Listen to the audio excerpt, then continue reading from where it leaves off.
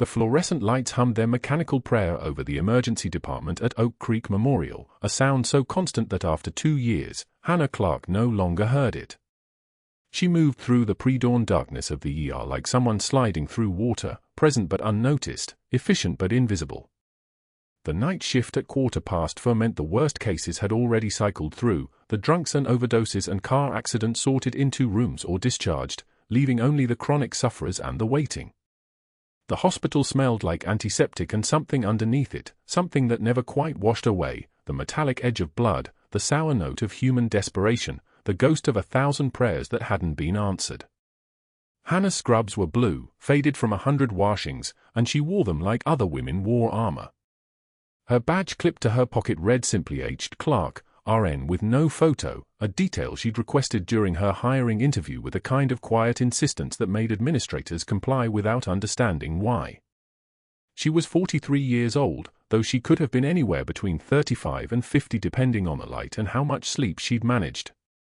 Her hands bore scars, one long white line across her left palm, 2 stippled burns on her right forearm that looked like something had happened decades ago, though they were still occasionally tender. She never explained them. In the ER, people learned not to ask personal questions. There was enough visible suffering without digging into the invisible kind. The morning shift supervisor, Marcus, was already at the charge desk reviewing the overnight census when Hannah arrived. He glanced up, and his expression shifted into something approaching relief. Marcus had worked the ER for 9 years. He knew quality when he saw it, and Hannah Clarke was quality, the kind that didn't demand recognition, didn't leave early, didn't complain when the staffing matrix fell apart on a Friday night and suddenly you had 4 traumas and 2 full ER bays and 1 attending physician who was technically supposed to be off the clock.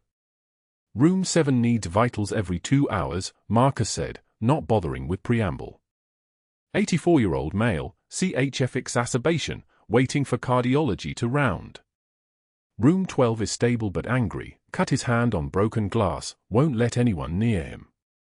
Room 9, we're monitoring, potential appendicitis, surgery is in-house, might move to OR in the next few hours. Any questions? Hannah shook her head. No questions. She'd asked all her questions during her first month at Oak Creek Memorial, and they had cost her something she was still calculating. She'd noticed the discrepancies in the medication logs in July, her 31st day on the night shift. Morphine doses documented for patients in beds 4 and 6, written in the system at 2:16 a.m. and 3:15 a.m., but when she'd reviewed the actual medication administration records, the detailed ones kept by nursing, those doses had never been drawn from the Pyxis. The patients had received saline injections and nothing more. Saline felt like mercy. It also felt like fraud on a scale she couldn't fully quantify. She'd brought it to the charge nurse first, quietly, privately, the way you're supposed to.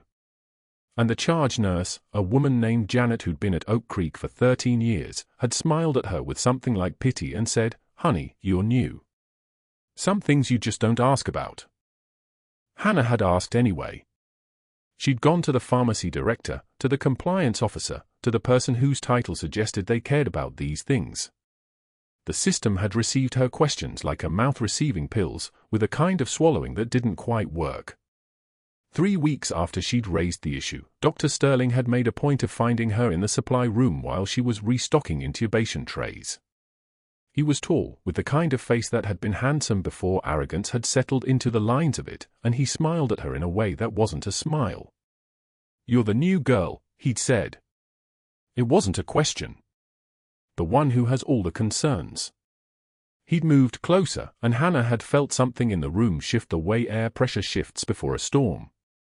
"I'm going to give you some free advice, and you're going to want to listen carefully. What you think you saw in those logs, you didn't. What you think you should report, you shouldn't. And if you develop any more concerns about anything that happens in this ER, you come directly to me before you go running to compliance or pharmacy or anyone else." That clear? His eyes had been the color of a winter sky, flat and unreflective. She'd said, "Yes, doctor." And she'd meant it. Not because she agreed with him, but because she'd recognized something in his voice that she'd spent 20 years learning to identify, the confidence of a man who'd never been stopped, who believed himself untouchable, who had no idea that the person standing in front of him had once carried a child through 3 miles of hostile territory with rounds snapping past her head. After that, she'd said nothing else. The morphine doses continued appearing in the logs. The patients continued receiving saline. The system continued functioning exactly as Dr. Sterling required it to function. Now, 2 years later, Hannah moved through her morning routine with the precision of someone who'd done it 10,000 times.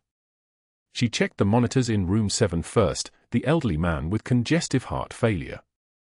His oxygen saturation was 91% on the nasal cannula they'd placed him on during the night shift, not perfect, but stable. His heart rate was 74, his blood pressure 140/88.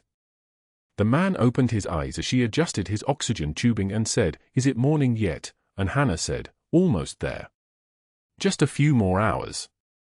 She didn't tell him that cardiology had made a note in the system suggesting they might discharge him and let his primary care physician manage his condition on an outpatient basis. She didn't tell him that the hospital was already calculating how to move him out of the bed to make room for someone who would generate more billable procedures.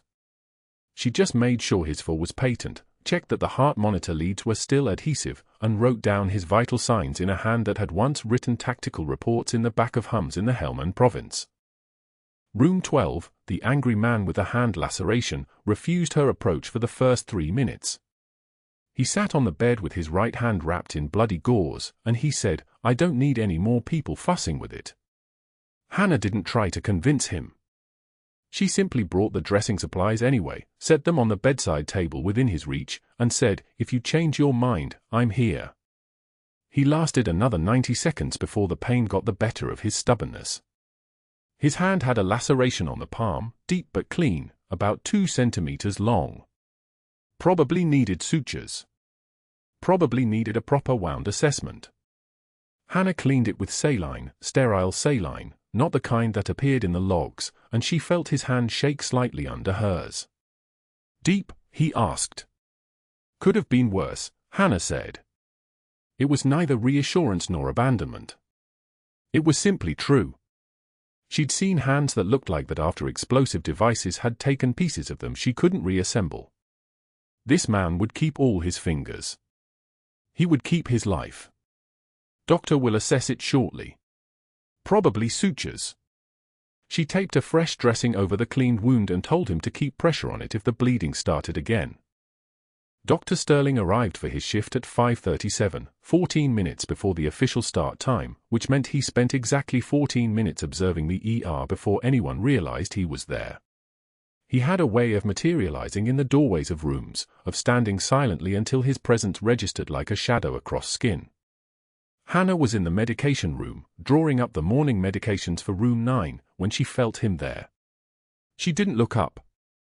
The Pyxis machine hummed as it dispensed the medications, the small digital screen glowing in the pre-dawn dimness. A 500 milliliter bag of normal saline for 4 hydration, a dose of metoclopramide for nausea, a course of broad-spectrum antibiotics pending surgical evaluation. She'd been doing this for 2 years, and she'd done it in war zones before that, and she knew how to move through a medical space without making it a performance. "You're efficient," Dr. Sterling said from the doorway. Not a compliment. An observation, the way someone might observe a piece of equipment functioning within acceptable parameters. 2 years and no incidents. No complaints from staff. No absences. No drama. He paused. She still didn't turn around. "It's almost suspicious how unremarkable you are." Hannah sealed the medications in the medication bag, sealed the transaction in the computer system, and finally turned to face him. His eyes were the same winter sky color they'd always been, flat and certain. She didn't see anger in them. She saw calculation.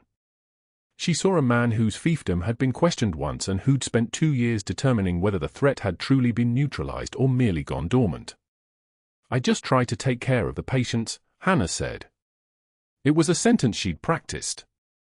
It was deferential and unremarkable and exactly the kind of thing a nurse named Hannah Clarke would say.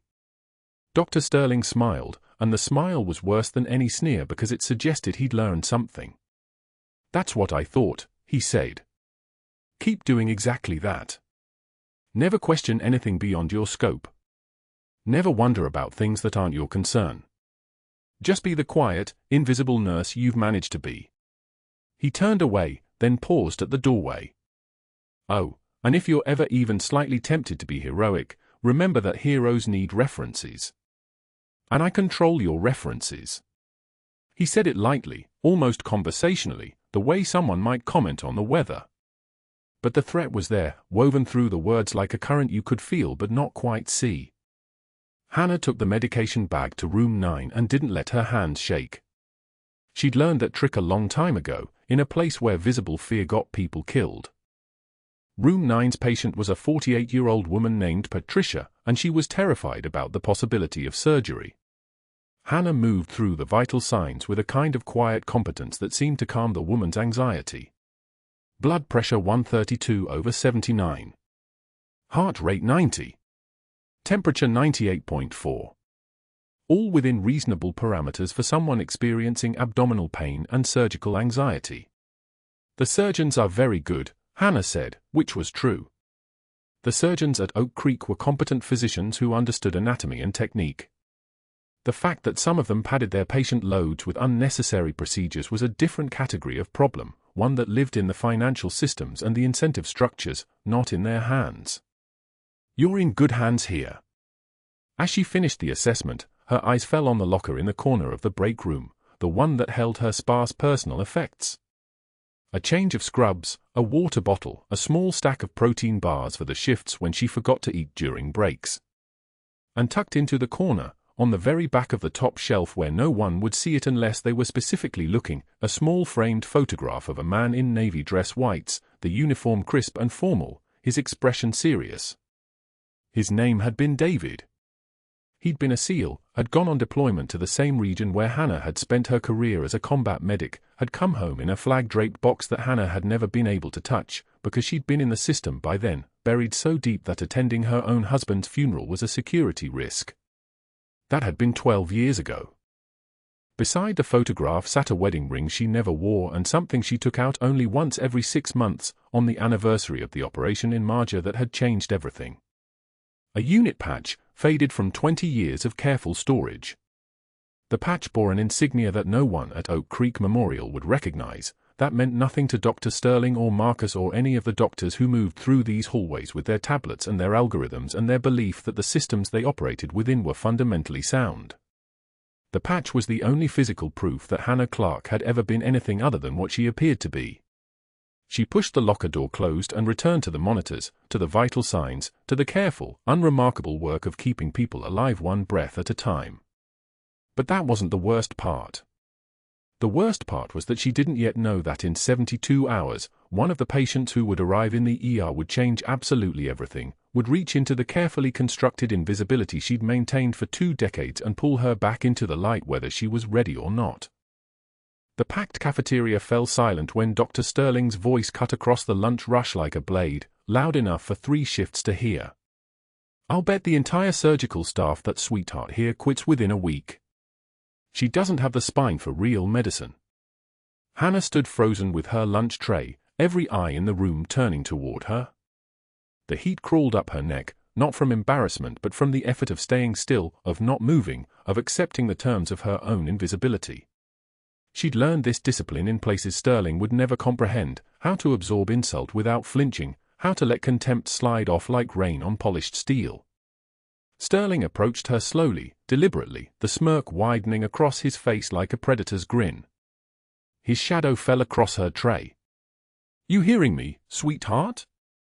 1 week. He reached past her shoulder, adjusting his stance just slightly, and bumped her arm. It wasn't accidental.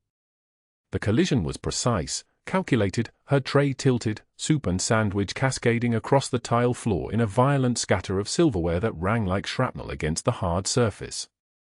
The sound echoed through the cafeteria. Nobody moved. Nobody reached for paper towels. They all watched. Sterling dropped a patient chart at her feet, the papers spreading across the spilled lunch like casualties.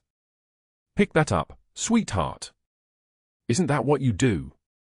Clean up messes. His voice carried the kind of contempt reserved for things beneath notice, objects rather than people. The surgical residents exchanged glances. 2 paramedics pretended to study the vending machine. One nurse from the night shift actually turned away, unable to watch. Hannah took one measured breath. She didn't clench her jaw. She didn't feel the tremor build in her hands, the tremor that wasn't fear but restraint, the terrifying effort of holding back what lived beneath her skin. Instead, a single tear escaped her eye, unbidden, the kind of involuntary response that happened when pressure built behind locked doors. She reached up and wiped it away without breaking eye contact with Sterling. Her movements were slow. Deliberate. Present tense like a held rifle. When she spoke, her voice emerged steady and low, carrying the weight of someone who'd said impossible things in impossible moments. I've picked up better men than you'll ever be from worse places than this floor. The silence stretched. It wasn't the comfortable silence of agreement. It was the silence of a room holding its breath, of people suddenly understanding they'd witnessed something that shouldn't have been witnessed. Sterling's jaw tightened visibly, a muscle working beneath his skin. For 2 seconds, long enough to count, he held her gaze. Then he forced a laugh, the kind that sounded like glass breaking, and walked away. Murmurs rippled through the cafeteria in his wake, the kind of whispers that never quite become words. But that wasn't the worst part. The worst part was that Sterling couldn't let it end there. 2 days later, in the supply room at 11:24 p.m. when the corridors were nearly empty, he appeared between the shelves of saline and blood products. Hannah was logging inventory on a tablet, her movements methodical and precise. Sterling cornered her against the cold metal shelving, close enough that she could smell the coffee on his breath mixed with something chemical, cologne or arrogance or both. "Where'd you train, sweetheart?" "Some community college." His voice dripped with false curiosity. "Your technique is sloppy. Your charting is marginal. Honestly, I'm starting to wonder if your credentials are even real." He leaned against the shelf beside her, his presence like a pressure change in the room, like something heavy shifting. "Where exactly did you get your RN?" "Let me guess, online?" "Night school while raising 3 kids."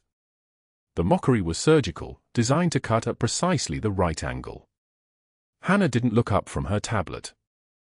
Her hands didn't shake as she entered the next item.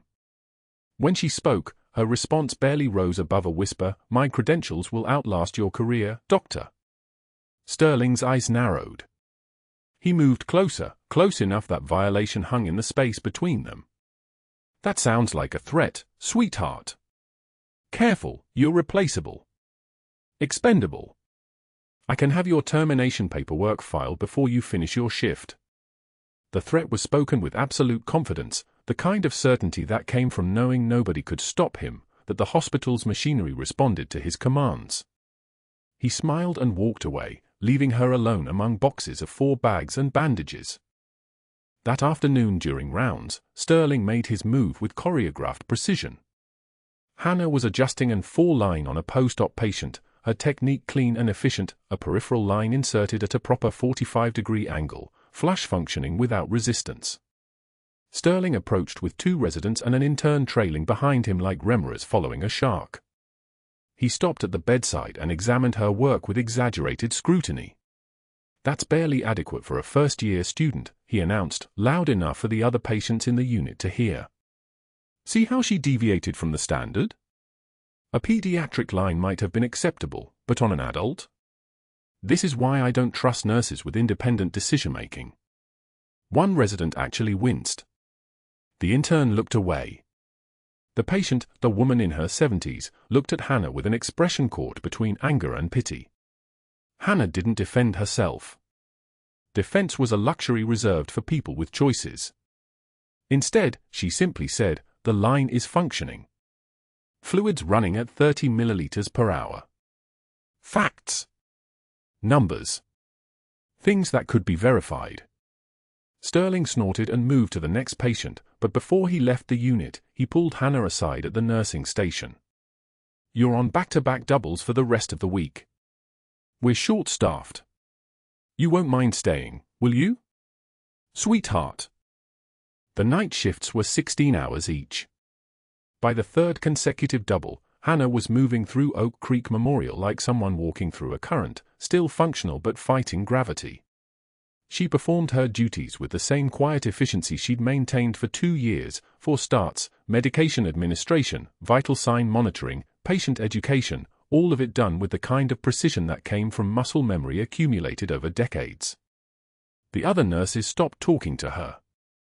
Word had spread, the way hospital gossip does, that Sterling had marked her for exit. Nobody wanted association with the doomed. But that wasn't the worst part. The worst part was what happened late that night in the locker room after her third consecutive double shift ended at 7 a.m. The shift had been brutal, 3 admissions, 1 rapid response, 1 patient who coded and didn't come back. Hannah stood alone in front of her locker, the metal door still open, and her eyes found the jacket hanging on the inside of the door. Navy blue, regulation, nothing remarkable. She reached inside the lining where the seam had been carefully opened and closed 100 times, where the stitching was invisible unless you knew exactly where to look. Her fingers found the patch, faded now, worn thin by 20 years of careful hiding. 3rd Battalion, 5th Marines. Dark Horse. The symbol of a woman who'd been buried so deep that even she sometimes forgot who was doing the burying. She touched it. Just once. Her hand trembled, not from fear but from the weight of restraint, from the effort of holding an entire other life in a jacket pocket. She closed her eyes and whispered something too quiet for anyone to hear. And that's when the ER doors burst open in the distance. That's when everything changed. The doors exploded inward. Not opened, exploded. A stretcher screamed through the entrance, wheels locked in a blur, paramedics calling vitals like a funeral chant. Tension pneumothorax. 63-year-old male. Highway accident. Vehicle versus concrete barrier at 72 miles per hour. The Admiral's chest heaved in a grotesque rhythm, one lung collapsed completely, air trapped in his pleural space crushing his heart toward the left side of his chest. His lips were blue. His skin had the waxy pallor of someone whose body was closing doors one room at a time. Hannah looked up from the medication cart she'd been restocking. The sound of the doors was the sound of everything changing, a sound like a rifle bolt chambering, sharp and final. The triage nurse was already moving, already calling for the trauma team, but the Admiral's monitor showed a heart rate of 147, climbing. Blood pressure 88/52 and dropping. The oxygen saturation reading flickered, 71%. Then 69%. Then 67%. Trauma Bay 3, someone shouted. Get surgery down here now. The paramedic lead, a woman named Reeves with 13 years of flight medicine experience, was already shouting the timeline. Hit the barrier at high speed, vehicle crumpled driver's side, chest impact was catastrophic, we got him out in 4 minutes, he was conscious at the scene but deteriorating since pickup, ETA to Trauma Bay 30 seconds ago, we're running out of runway here. Hannah moved. She didn't decide to move. Her body recognized a code it had learned in a different lifetime, under different skies, where decisions that took too long became decisions that killed people. She was already at Bay 3, already gloved, already reading the Admiral's chest like a map she'd learned to read in Marja, in FOB Shank's casualty ward, where the sound of mortar fire meant incoming wounded and incoming wounded meant someone had seconds to breathe or minutes to die. The resident on call was Dr. Chen, competent but young, his eyes already cycling through the options: chest tube, needle decompression, surgical intervention. The on-call attending surgeon, Dr. Halloway, had been somewhere between the hospital and a golf course on the 5 freeway for the last 17 minutes. Traffic was gridlocked. ETA was 12 minutes minimum, and the Admiral had 6. Hannah read the chest. The right hemithorax was silent on auscultation, no breath sounds, nothing, just the absence of life trying to move air. The trachea was deviated, subtle but there, the Admiral's windpipe being shoved toward the left side by the pressure building on the right. Tension pneumothorax wasn't complicated once you understood what it was, a one-way valve where air could get in but couldn't get out. Every breath made it worse. Every heartbeat made the pressure build higher. Eventually the pressure would collapse the heart and he'd code. Where is Holloway? Dr. Sterling's voice cut through the bay like a blade. He was already there, already positioning himself, already inserting himself into the space where decisions were about to be made. His jaw was tight, his eye scanning the monitor like someone reading a stock ticker. Someone get him on the phone. Tell him ETA. 12 minutes, the resident answered. Maybe 10 if traffic breaks. The Admiral's oxygen saturation hit 62%. His heart rate climbed higher, his body burning through oxygen stores like a candle collapsing into itself. The monitor beeped steadily, then faster, then like a metronome on overdrive. His eyes were still open but unfocused, his breathing shallow and desperate, his body registering something it couldn't name, the sensation of drowning in air. Hannah stepped forward. She didn't raise her hand. She didn't ask permission. She simply moved into position at the Admiral's right side, her fingers already finding the landmarks, the second intercostal space, the midclavicular line, the precise point where a needle had to go to release the pressure that was collapsing his lung. Her hands were steady. Not because she was calm. Because muscle memory didn't ask for permission. Because her body remembered things her brain had been ordered to forget. "Sir," she said, her voice dropping into a register that had carried commands across rubble and sand and death. "I need you to stay calm. This will hurt, but you'll breathe again." Dr. Sterling's head snapped toward her like she'd fired a weapon in the room. "Nurse Clarke, step away from that patient right now. That's a direct order. Step away." Hannah heard him the way you hear traffic when you're already committed to crossing the street. The words existed, but they didn't apply to this moment. This moment was older than Dr. Sterling.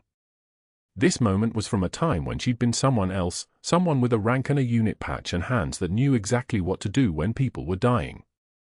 She prepped the site with betadine, 3 swift circles, the orange antiseptic liquid catching the fluorescent light like a warning. The 14-gauge angiocath needle was already in her hand, she'd picked it up without remembering picking it up.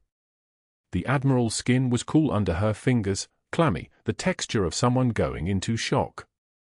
She felt for the rib, palpated the space between the second and third ribs, positioned the needle at 90 degrees to the chest wall.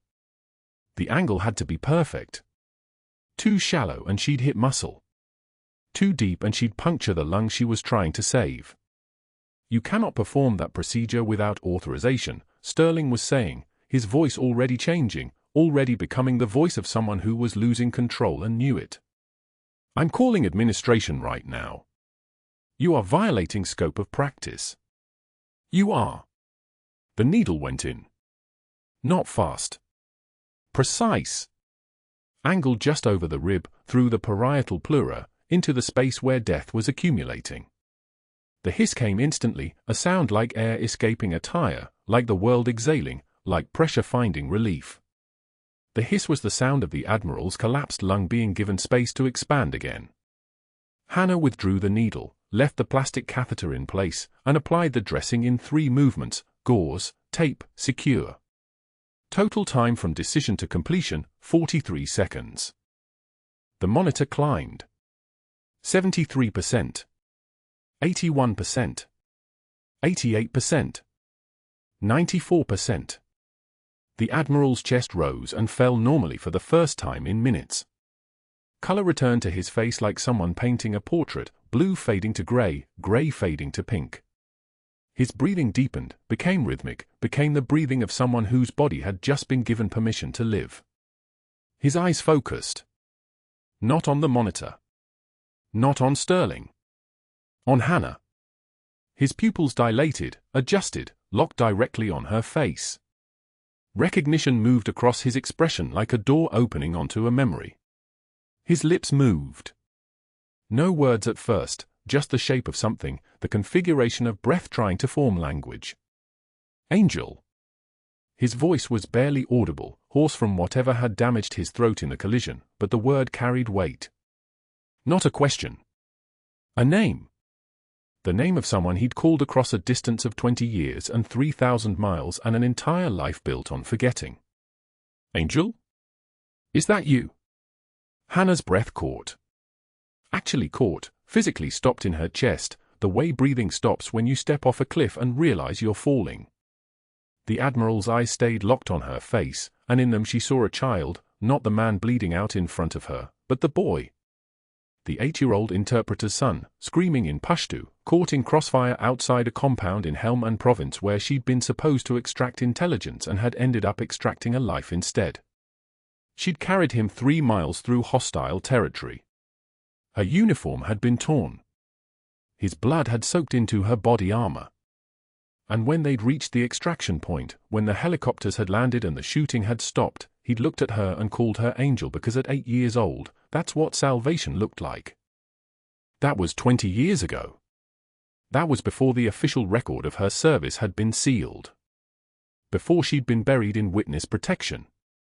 Before she'd married a SEAL named Thomas Clarke and lost him to a black op that never got explained and spent the last 2 years moving through hospitals like a ghost, remembering everything and saying nothing. Vital stabilizing, Dr. Chen said, his voice uncertain, almost timid. BP coming up.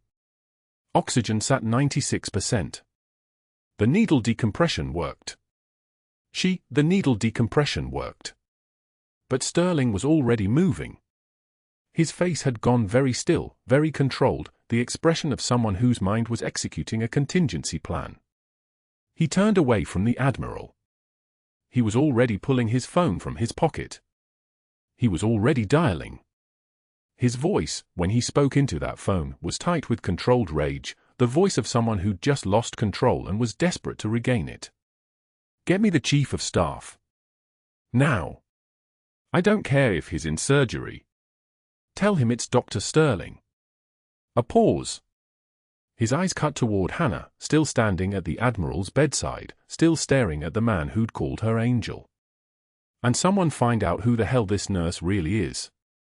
Someone get me her full file. Her background check. Everything. And I want the hospital investigator on the phone in 10 minutes.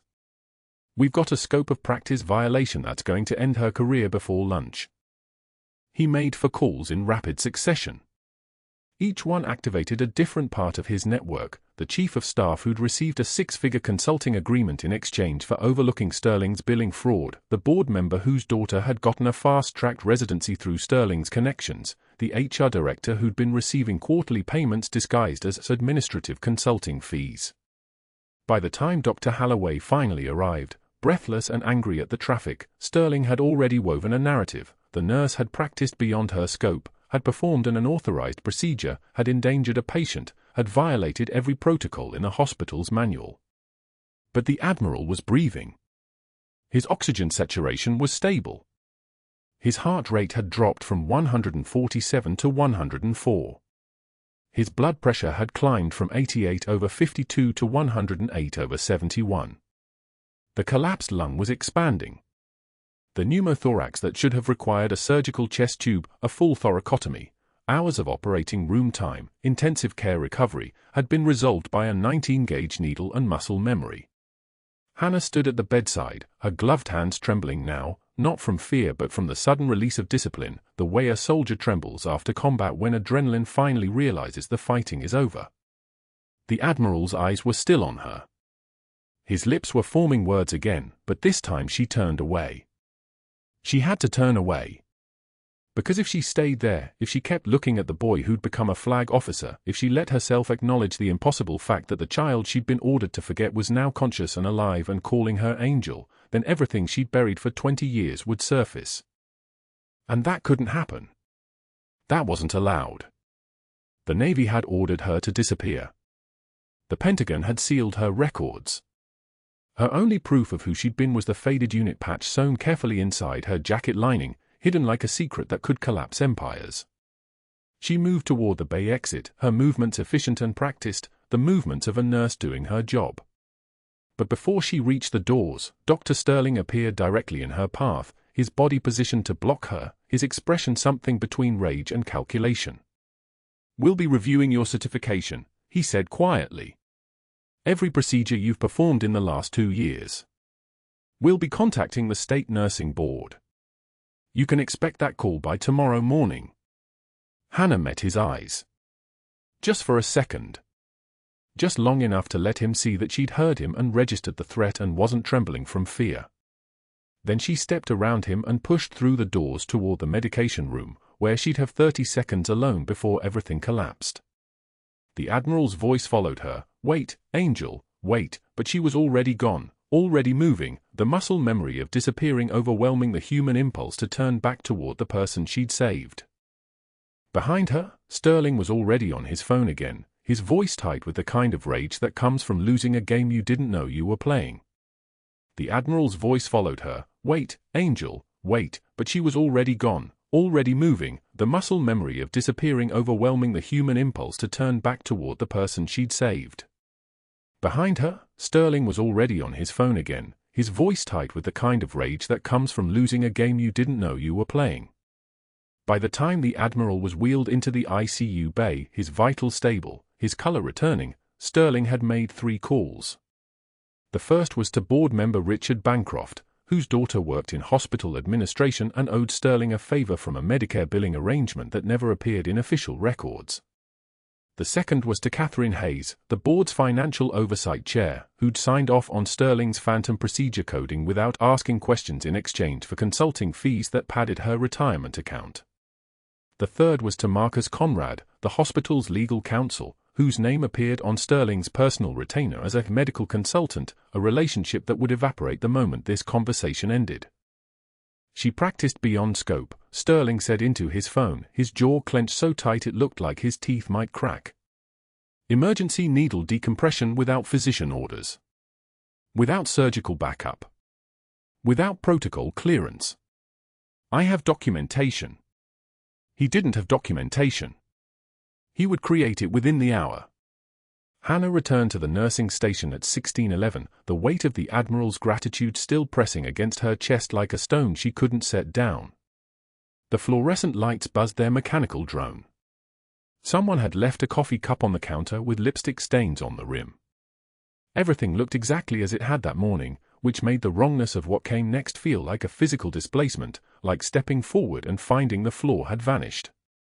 The security officer was standing near the supply closet, radio clipped to his belt, badge catching the harsh overhead light. Next to him stood Patricia Wu from HR, a woman Hannah had seen exactly twice in 2 years, whose presence at the nursing station meant something had already broken. "Nurse Clarke," Patricia said, her voice stripped of anything resembling warmth. "We need to speak with you in the administration conference room. Now." Hannah didn't ask why. She'd been trained to recognize the moment when questions become redundant. She simply followed them down the corridor, her shoes clicking on the tile with a rhythm that sounded like a countdown. The security officer maintained 2 steps behind her, not threatening but present, the way you'd escort someone whose next move you didn't trust. The conference room was on the 4th floor. Gray walls. A window that looked out over San Diego's sprawl, the city blurring into itself in the late afternoon heat. Sterling was already there, his expression arranged into something resembling professional concern, though his knuckles were white where he gripped the edge of the table.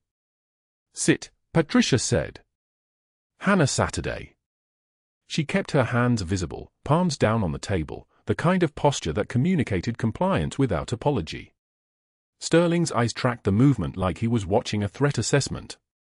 "Dr. Sterling has filed a formal complaint regarding your conduct in Trauma Bay 3 approximately 90 minutes ago," Patricia began, reading from a tablet with the careful cadence of someone delivering a predetermined script. "He documents that you performed an invasive emergency procedure, specifically a needle decompression for tension pneumothorax, without physician authorization, without surgical consultation, and without following hospital protocol for emergency interventions outside your scope of practice as a registered nurse." Hannah didn't blink. Didn't move. The silence stretched like pulled taffy. Additionally, Patricia continued, "We have received contact from an external credentialing investigator regarding discrepancies in your employment history and educational background. Your references have raised some concerns about the authenticity of your credentials." That was when Hannah understood. The Admiral's life wasn't the only thing Sterling had decided to weaponize. He'd reached back into her carefully constructed history, the identity the Navy had built for her 20 years ago, the falsified references and manufactured background that were supposed to be airtight. Sterling must have already made calls, already activated whatever network of complicit investigators and board members he kept on speed dial like a personal insurance policy against accountability. "I saved his life," Hannah said, her voice steady as bedrock. The Admiral's tension pneumothorax was deteriorating. Surgical was in traffic. He had 90 seconds of viable window before cardiac arrest became irreversible. "That may be true," Sterling interjected, leaning forward with his hands clasped, the picture of reasonable concern. "And your instincts were admirable.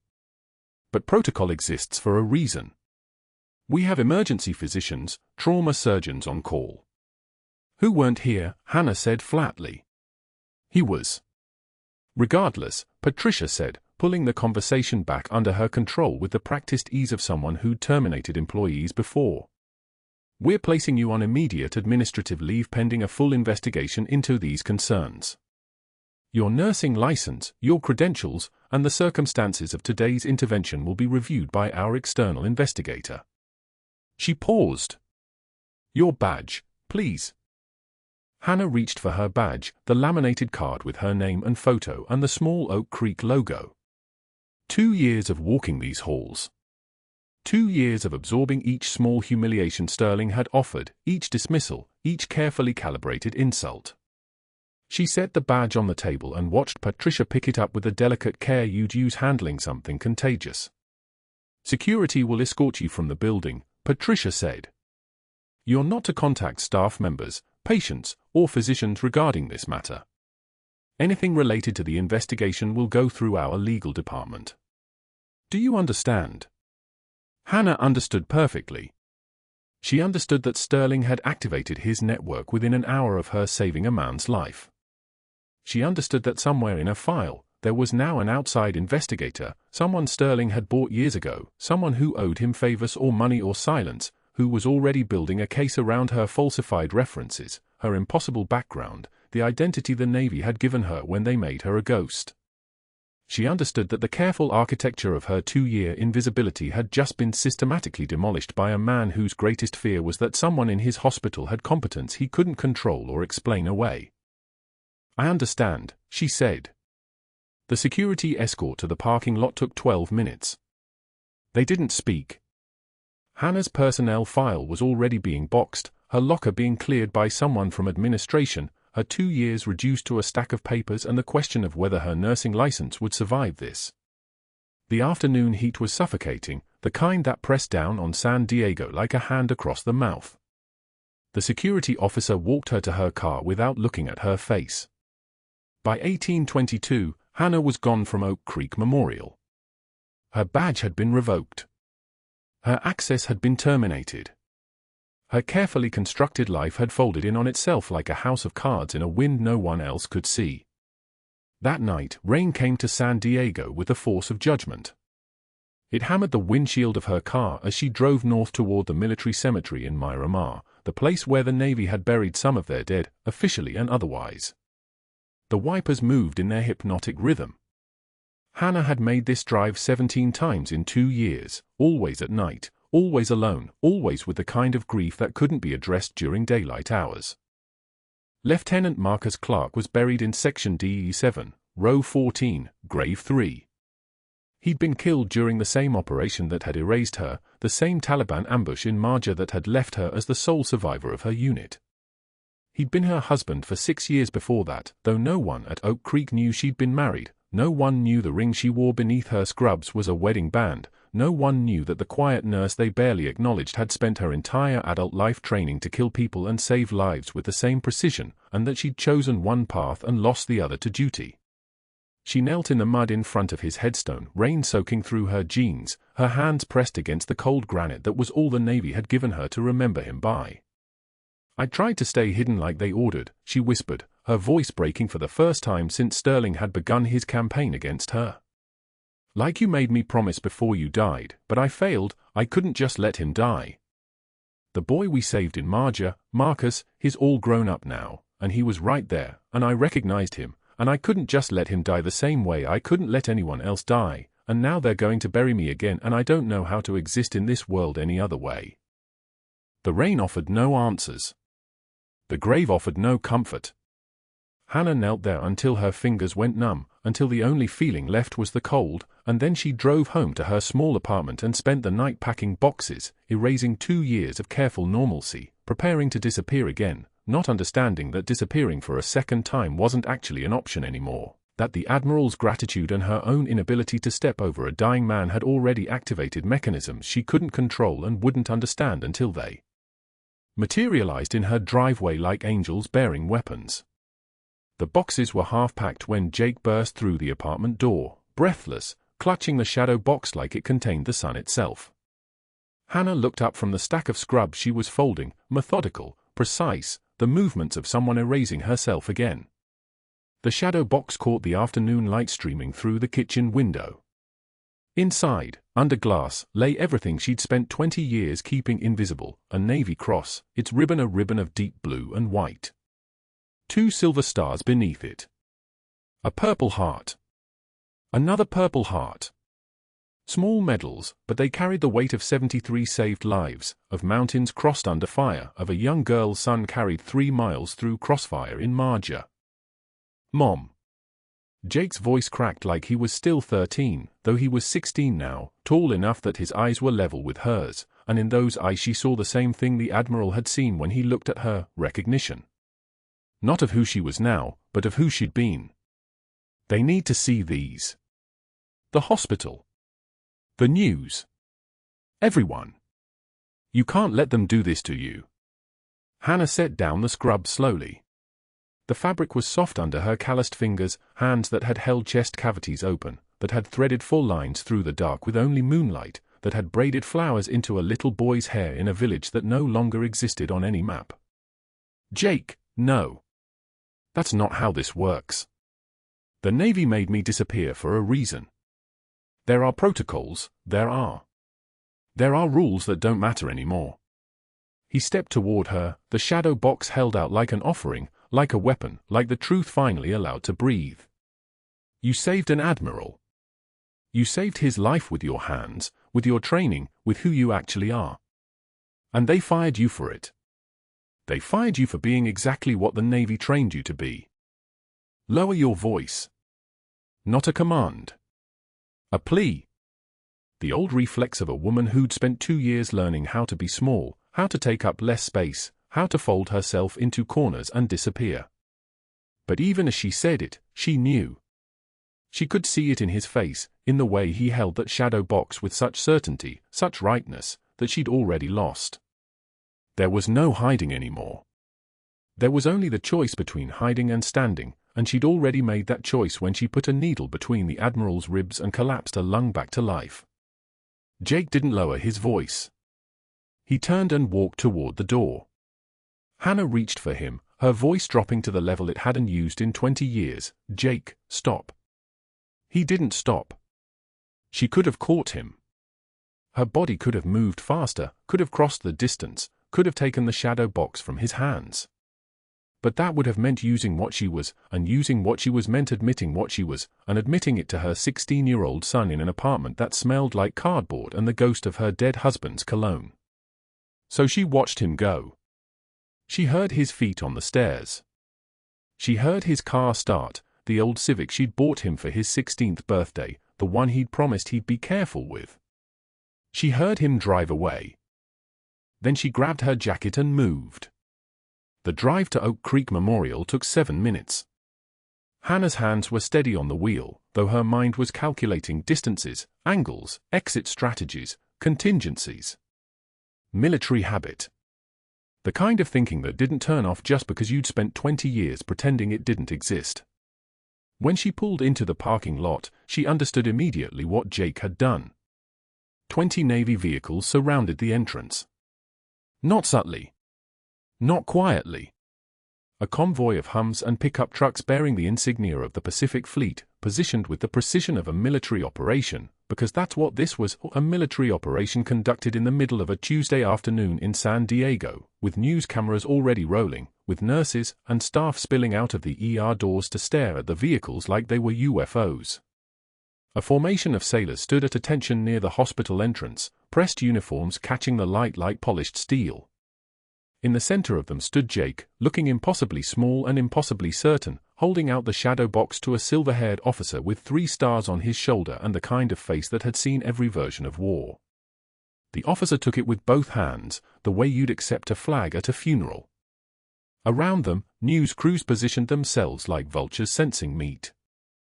Senior Chief Petty Officer Hannah Clarke. The officer's voice cut through the parking lot, not loud, but the kind of voice accustomed to being heard across helicopter rotors and into bunkers and through the chaos of dying men. He opened the shadow box, turned it toward the cameras. Navy Cross. 2 silver stars. Purple Heart. 2 Purple Hearts. This woman saved 73 lives in Marja, Helmand Province, Afghanistan. She saved them with her hands and her training and a courage that put the Geneva Convention at personal risk. Hannah stood at the edge of the parking lot, still in her jacket, watching this man speak the truth of her like it was a thing that could be captured on camera, catalogued, explained. She also saved the son of our current Pacific Fleet Admiral. The officer paused. In that pause was 20 years. In that pause was a frightened 8-year-old interpreter's child caught in crossfire, and a young combat medic without a name shielding him with her body, carrying him through hostile territory, not stopping until both of them were breathing and safe. Admiral Mitchell was that boy. He called for me specifically when his helicopter touched down at Balboa Naval Hospital. He said, "Find her. She's still alive. I know her. Her name is Hannah Clarke." And we found her. Teaching CPR to community nurses. Folding bandages. Being called sweetheart by a man who didn't deserve to breathe the same air. Inside Oak Creek Memorial, in the administrative offices on the 3rd floor, Dr. Sterling's face drained of color. He was sitting at his desk, the big one, the one that faced the window overlooking the parking lot, and he could see everything. The vehicles. The uniforms. The cameras. The shadow box opening like a book revealing every page of a story he'd thought was safely buried. He understood, in that moment, that he was finished. Not suspended. Not investigated. Finished. Everything he'd built, the network of paramedics he'd cultivated, the phantom billing procedures he'd constructed so carefully, the referrals and the kickbacks and the whispered agreements, all of it was visible now because he'd been stupid enough to be frightened. His fingers moved to his keyboard. Muscle memory. Panic. He opened Hannah Clarke's personnel file, the one he'd accessed 6 hours ago, and he began to change it. Not carefully now. Not the way he'd planned. His fingers were shaking as he modified her hire date, fabricated disciplinary warnings, created a paper trail of lies that would prove she deceived Oak Creek Memorial from day one. If he could just make it look like her credentials were falsified, like she'd lied on her application, like the hospital was the victim here. His screen flickered. Once. Twice. A notification appeared, unauthorized file modification detected. Protected witness protocol activated. FBI notification automatic. Sterling stared at those words the way a man stares at a siren wailing toward him in the dark. 12 miles away, in the FBI field office downtown, an agent named Reeves had been monitoring Dr. Sterling's billing records for 6 months. Phantom procedures. Inflated charges to insurance companies. A network of paramedics receiving payments that didn't correspond to any legitimate ambulance runs. It was the kind of case that built slowly, piece by piece, with patience. But protected witness files carried a different weight entirely. When the federal flag triggered, it didn't whisper. It screamed. Reeves was already moving, already gathering her partner Martinez, already driving toward Oak Creek Memorial, before Sterling's hand left his keyboard. Outside, the SEAL commander continued. Senior Chief Clarke was ordered to disappear 20 years ago. She was placed in civilian protective status after a classified operation went sideways. She was told never to surface, never to draw attention, to live as an ordinary citizen and forget she'd ever served. Yesterday she violated those orders to save a Navy admiral's life. She chose duty over safety. She chose service over survival. And this hospital fired her for it. The Admiral stepped forward from the formation.